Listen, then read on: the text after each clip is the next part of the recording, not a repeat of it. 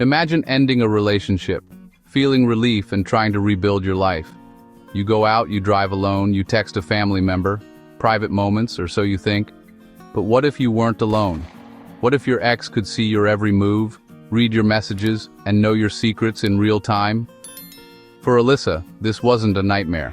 It was her reality. The man she once loved turned her phone into a weapon, using technology to keep her under his control. Her lifeline became her prison. Every notification a potential window for him to peer through. The dread wasn't just in her mind, it was in her data, her messages, her location. Alyssa's story isn't fiction. It's a warning about how the devices we trust can betray us. The locks on our doors aren't enough anymore. Sometimes the danger is already inside, right in the palm of your hand. For Alyssa, the person she needed protection from was the one who once promised to protect her. This is a story of love turned obsession, trust turned terror. It's a modern horror story, unfolding in the shadows of our hyper-connected world. The ghost in the machine isn't a spirit. It's someone you know, using your own technology against you. Alyssa's life was slowly overtaken by invisible surveillance. Her sense of safety eroded, her freedom twisted into a cage of code and fear. This is where our story begins. Not with a crime scene, but with a creeping dread. A warning for all of us. In the digital age, privacy is more fragile than ever. When Alyssa met Kevin Morales, it felt like a fairy tale. He was attentive, charming, and made her feel special. Their romance was intense, gifts, constant messages, and nightly calls. At first, his attention felt like devotion, but soon his questions about her day became interrogations. Missing a call led to a barrage of frantic messages. Kevin's need for contact became a requirement, not a choice. He discouraged her from seeing friends, grew moody if she made plans without him. The safe harbor of their relationship became a gilded cage. What started as love was turning into control. Alyssa's world shrank as Kevin's presence grew more suffocating. The intense connection that drew her in was now a chain.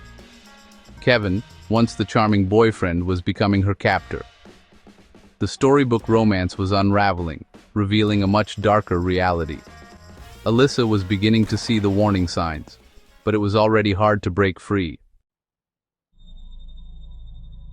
Kevin's concern soon became control. He insisted on knowing Alyssa's passwords, just in case of emergency. Trusting him, she handed over access to her phone, her social media, her email. He framed it as love, but it was isolation, cutting her off from private connections. Then came the tracking apps. "Let's share locations for safety," he said, but it was about surveillance, not care. Kevin checked her location constantly, questioning every deviation from her routine. A trip to a new coffee shop became evidence of betrayal. Alyssa's world shrank. She changed her behavior to avoid accusations. She stuck to predictable routines, limited her contacts, and walked on eggshells. The digital leash was tight, her freedom replaced by anxiety. Her phone, once a tool for connection, became a tool for control. Kevin's monitoring was relentless, and Alyssa's sense of safety vanished. She was managed, watched, and manipulated through the very device she relied on. The walls of her digital life were closing in. Escape was becoming impossible. As Alyssa tried to pull away, Kevin escalated. He secretly installed commercial spyware on her phone, disguised as a routine update. This invisible software gave him total access. Her messages, calls, photos, even her microphone. Alyssa unknowingly carried her own warden everywhere. Kevin could listen to her conversations, read her texts, and track her every move. He saw private chats, heard in-person talks, and anticipated her plans. Alyssa felt like she was losing her mind. How did he know so much? Kevin denied everything, gaslighting her into doubting her own reality. The spyware stripped away every layer of her privacy. Alyssa's world became confusing and frightening. She was isolated, manipulated, and made to question her sanity. The spy in her pocket was dismantling her reality piece by piece. She was trapped, with no idea how deep the surveillance went. Her phone was no longer hers. It was his tool of control. Total access didn't calm Kevin. It fueled his obsession. Every innocent message became suspicious. Every routine change a threat. He spent hours monitoring Alyssa, searching for betrayal that didn't exist. The spyware created a feedback loop of paranoia, not reassurance. Kevin's life revolved around surveillance, his jealousy growing with every data point. Alyssa faced relentless accusations, bizarre confrontations, and increasing isolation. She was tormented by details only he could know, but he always denied it. The psychological torment intensified, leaving Alyssa confused and afraid. The phone she trusted was betraying her at every turn. Kevin's digital obsession became real-world stalking. He used GPS data to show up wherever Alyssa went, coffee shops, parks, even her home. Each coincidence was a calculated act of intimidation. Alyssa's freedom vanished. Every outing was shadowed by fear. Kevin left tokens, flowers, trinkets, proof he'd been near, reminders of his control. Her world shrank to the size of her anxiety. Friends and family worried, but the true extent of his surveillance was unimaginable. Kevin was a ghost, always present but never caught. Alyssa was trapped, running out of places to hide. The walls were closing in, both physically and digitally. Her sense of safety was gone. On a cold Tuesday night, Alyssa tried to reclaim her life. She blocked Kevin, confided in a friend, and sought safety.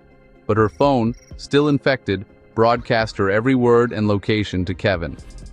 He listened in, heard her plans to leave for good, and snapped. Fueled by rage and paranoia, he tracked her route home in real time. As Alyssa arrived at her apartment, Kevin was waiting. The confrontation was swift and brutal. The technology that let him stalk her now led him straight to her door. Alyssa's phone, her silent betrayer, lay nearby as her life ended. The digital surveillance provided motive, means, and opportunity. The spy in her pocket had sealed her fate. In the aftermath, her phone's dark screen held the terrible secret. The horror was complete. After Alyssa's murder, investigators faced a puzzle. It looked like a crime of passion, but the truth was buried in her phone. Forensic experts found the hidden spyware, evidence of months of surveillance. Server logs linked the spyware to Kevin, with timestamps and location data. The digital trail showed his stalking, his access, and even audio from the night of the murder. In court, prosecutors used data points, GPS, and logs to build the case. The spyware became the silent witness, proving Kevin's obsession and guilt. The evidence was overwhelming and irrefutable. Kevin was convicted, his own digital trail sealing his fate.